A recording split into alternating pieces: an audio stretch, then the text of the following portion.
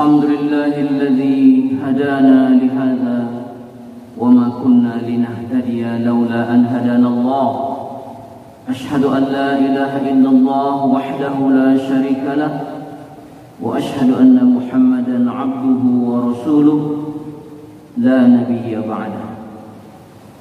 Bapak dan Ibu jemaah salat zuhur Masjid Raya Sumatera Barat yang berhadir pada siang hari ini yang kami muliakan, yang kami hormati. Sebagaimana biasa, sebelum iqamah dikumandangkan 15 menit ke depan kita biasanya mendengarkan tausiah atau ceramah agama dari guru-guru kita. Pada siang hari ini yang akan memberikan ceramah agama adalah Al-Mukarram Al-Ustaz Doktorandus Haji Zaitul Ikhlas Sa'ad MSI. Alhamdulillah beliau telah bersama kita di ruangan Masjid Raya ini. Bapak dan Ibu yang kami hormati, untuk tidak memperpanjang mukadimah, marilah kita dengarkan tausiah agama yang akan disampaikan oleh Al-Ustaz Doktorandus Haji Zaitul Ikhlas Sa'ad. Kepada beliau dengan segala hormat kita persilahkan. Assalamualaikum warahmatullahi wabarakatuh.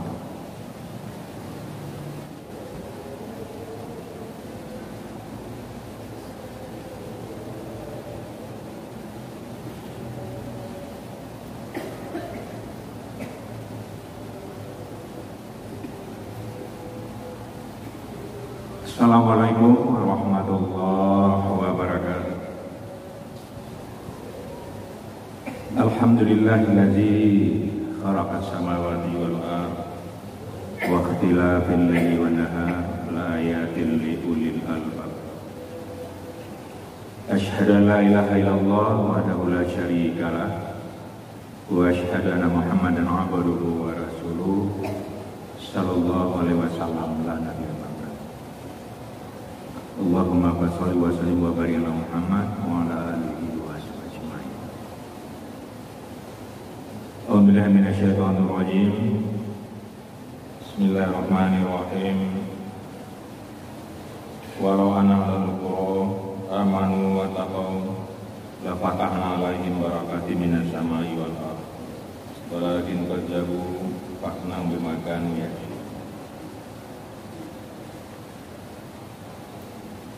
Sekiranya warga suatu bangsa benar-benar beriman dan membuktikan dengan penuh ketakwaan, maka sungguh kami akan curahkan segala potensi bumi dan langit untuk mendapatkan penuh keberkahan. Namun sangat sayangkan mereka meneruskan ayat-ayat kami, maka kami akan siksa mereka disebabkan kesalahan yang mereka lakukan. Bapak-bapak, ibu-ibu, Allah jemaah zuhur yang mulia, alhamdulillah perjuangan dan pengorbanan para pahlawan, mujahid yang sekian lama bergulat dan bergumul dengan penjajah. Buah dari perjuangan itu yang merupakan kemerdekaan, alhamdulillah hari ini usianya sudah 78 tahun. Kita lihat hampir di setiap RT, RW, kelurahan, masyarakat menyambut dengan antusias, pasang marawah, bahkan kegiatan-kegiatan yang mereka lakukan yang katanya dalam rangka menyambut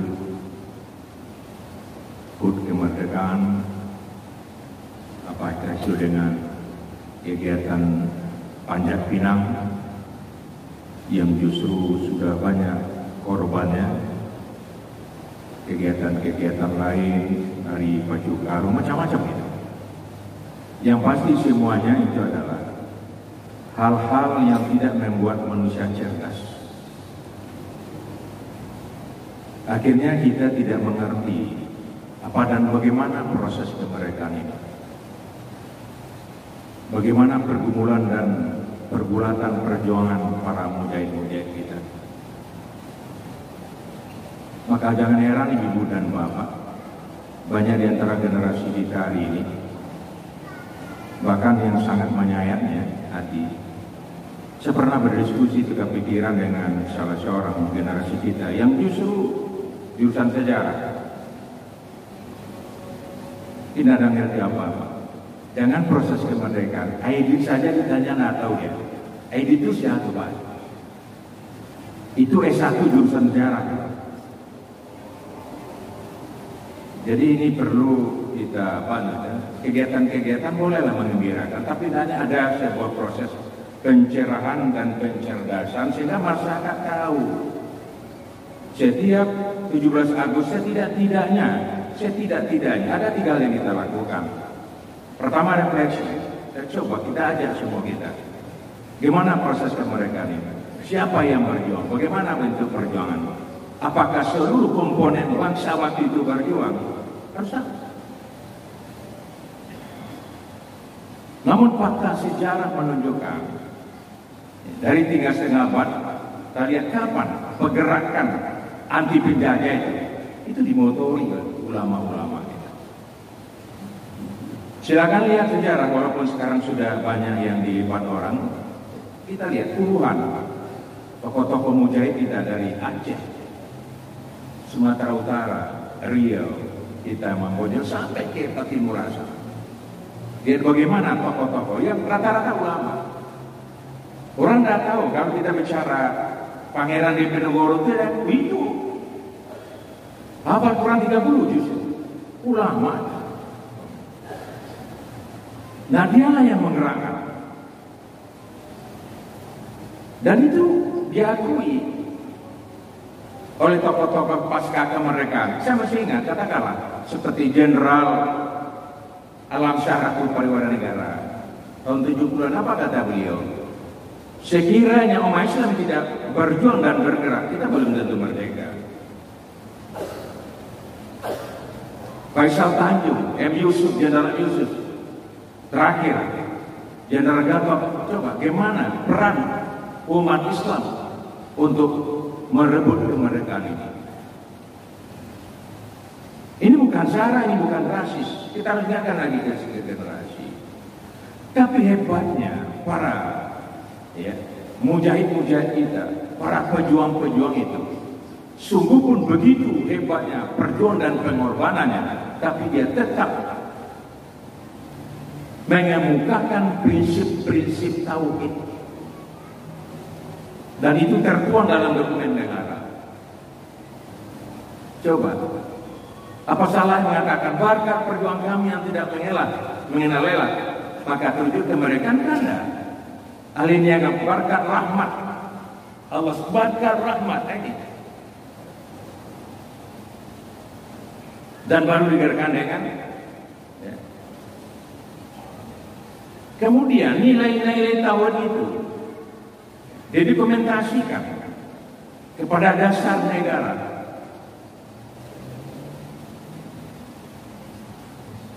Kita lihat diantaranya, ya banyak sekali diantara juga diantara kita di Sumatera Barat, Pak Nasir mencoba bagaimana membentuk negara yang religius. Maka pada pasal 29 dikatakan negara berdasarkan ketuhanan yang Esa. Indonesia dari dasarnya tauhid, bukan sekuler. Kalau ada yang mengatakan sekuler, tidak ada hubungannya, dia tidak mengerti dengan sejarah. Dan dipermukulasi lagi lebih kokoh kepada suatu sistem yang luar biasa, yang diramu dan dirakit dari nilai-nilai ketuhanan tadi. Kita lihat, itu kan bukan kalimat mati, ketuhanan yang Maha Esa. Adanya suatu sistem bagaimana tata pengelolaan dalam kehidupan berbangsa dan berasaskan tauhid. Implementasinya sederhana. Apa maksud ketuhanan manusia? Adalah pengelolaan negara. Bagaimana menghadirkan Allah sebagai pemilik dan penguasa tunggal dalam mengelola negara. Coba, kalau Allah dihadirkan dalam mengelola negara, tidak akan ada korupsi, tidak ada penyakit, tidak ada kezaliman. Hadirkan Allah. Luar biasa. Kemudian pendiri lain lagi adalah sistem yang memanusiakan manusia. Manusia bukan robot, dia bukan objek, memanusiakan manusia. Allah sendiri menempatkan manusia sebagai makhluk yang mulia, dijaga harkat dan martabat. Kemudian untuk lebih kokoh bagaimana sistem dia persatuan dan musyawarah hatinya. Semua yang terkait dengan kepentingan kerakyatan yang dipimpin oleh itu maka bisa saran. Itu musyawarah. Kita lihat pola pikir M. Yamin sebagai termasuk yang konseptor dan akhirnya ada keadaan sosial. Nah, kita lakukan refleksi. Artinya apa? Kita merdeka bukan sekadar untuk membebaskan, tidak, tapi goalnya apa? Menciptakan kehidupan yang adil dan makmur, keadilan yang kemakmuran yang berkeadilan. Nah, dari yang kedua, setelah itu kita refleksi. Oh, ternyata kalau kita analogkan kepada perusahaan, saham umat Islam luar biasa. Luar biasa. Tentunya kalau ini kita pahami dalam katakan anal atau logika perusahaan, kalau ada seseorang sahamnya 80%, tidak mungkin haknya diberikan 5%. Atau orang yang berperan 5% lalu diberikan haknya 90%, itu tidak berkeadilan namanya. Tapi karena generasi kita tidak diajak bagi berkampinang, baca lari kuno, makan karuku, anak nggak ngerti itu lagi. Akibatnya apa? Ya, balam padirabago negara bakal orang saja. Nah itu kita evaluasi. Hakikat dari memperingati mengevaluasi apa yang kita evaluasi. Yang kita adalah pesan-pesan pendiri Republik yang dituangkan dalam aturan yang namanya regulasi. Kita evaluasi itu. Apakah memang kita sudah menjalankan amanah dari pendiri-pendiri Republik ini? Ya contoh saja. Karena perjuangan mereka adalah rakyat,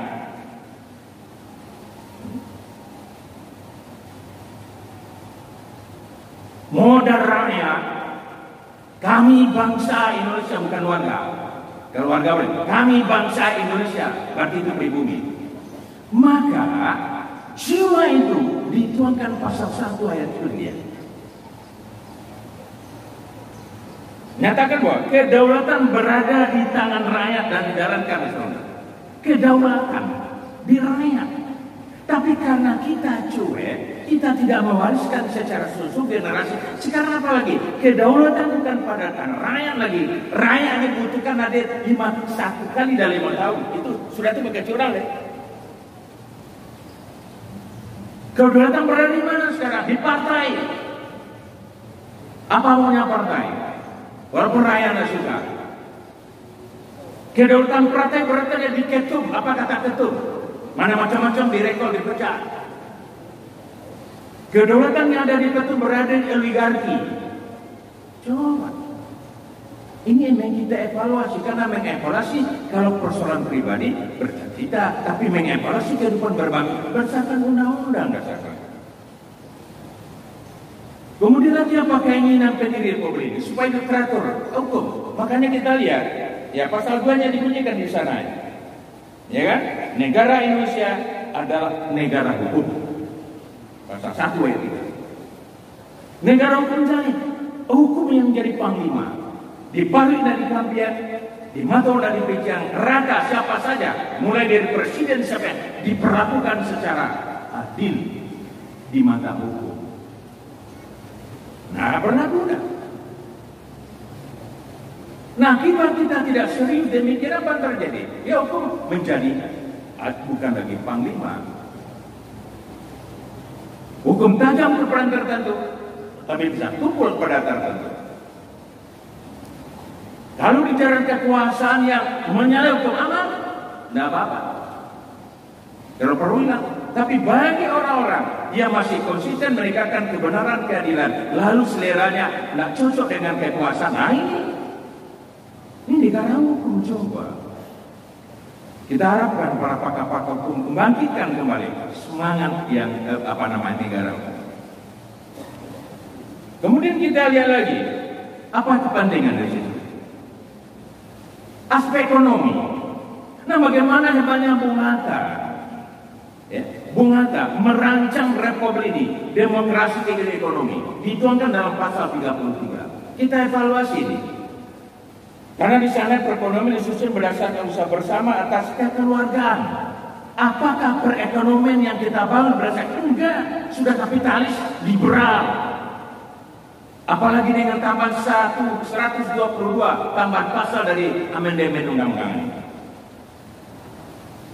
Muhammad Hatta mencantumkan lagi dalam ketiga, yaitu semua cabang-cabang yang berkaitan dengan ajak banyak pelayanan itu diurus oleh negara.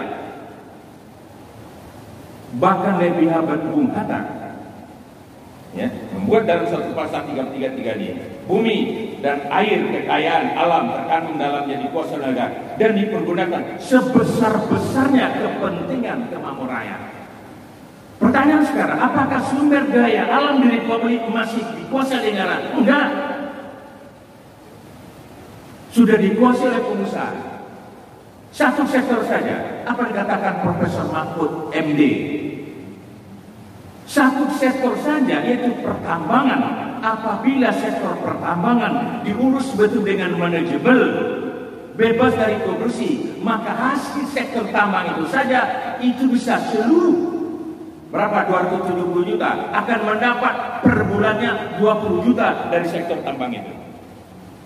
Karena apa dikatakan Dr. Bazar Anwar Abbas di depan Presiden, 52,3% lahan strategis dikuasai 0,2%. Coba, bahkan ada satu orang yang menguasai lahan 5 juta. Awak panjang-panjang tambingan le. Awak tarik tambang le. Lagi dia awak tambang durang. Kita lihat bagaimana pesannya. Pendidikan kita lihat. Jelas sekali.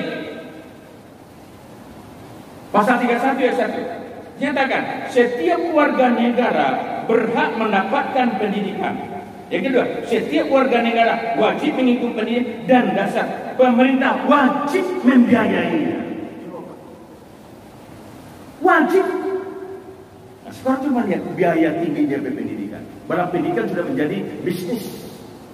Gimana pesan? Ini kita evaluasi. Kenapa pemerintah bisa wajib menyediakan? Karena dengan kekayaan negara. Demikian juga kesehatan, pelayanan semuanya. Tidak ada, bahkan fakir miskin sekalipun, anak yatim dipelihara oleh negara. Coba lihat. Jadi hakikat, sekali lagi, hakikat memperingati, merayakan kemerdekaan di samping merepresi, mengevaluasi apakah arah perjalanan negara bangsa masih lurus. Baru yang tiga, melakukan rekonstruksi. Artinya apa? Tujuan dan cita-cita kehidupan ya kemerdekaan ini akan terwujud apabila pesan Allah dalam surat Al-A'raf 96, walau ana sekiranya suatu bangsa kehidupannya ditata beriman dan bertakwa, la fatahna alaihim, maka sungguh-sungguh kami akan bukakan seluruh potensi-potensi langit, potensi bumi untuk kemakmuran, keadilan dan keberkahan. Rekonstruksi apa? Menyelesaikan multi krisis. Pertama adalah pemimpin. Ini kita akan menghadapi tahun ini. Kalau kita mendapatkan pemimpin cerdas, kecerdasannya setara dengan internasional, amanah, jujur dan patah, insya Allah. Tapi kalau negara diurus oleh orang yang tidak punya syarat sebagai presiden, ini aman. Dan semua kita nanti akan mempertanggungjawabkan peran kita di hadapan Allah Subhanahu. Dan penuntutnya adalah pejuang-pejuang dulu. Hei bangsa Indonesia, begitu kami korbankan jiwa, kami tidak mengapa, kami tidak marahkan seperti tidak marahkan pas apa-apa dan pangkat. Tapi kenapa engkau tidak melanjutkan perjuangan yang telah kami tuangkan dalam undang-undang ini? Semua kita akan bertanggung jawab ke arah itu. Assalamualaikum warahmatullahi wabarakatuh. Waalaikumsalam warahmatullahi wabarakatuh.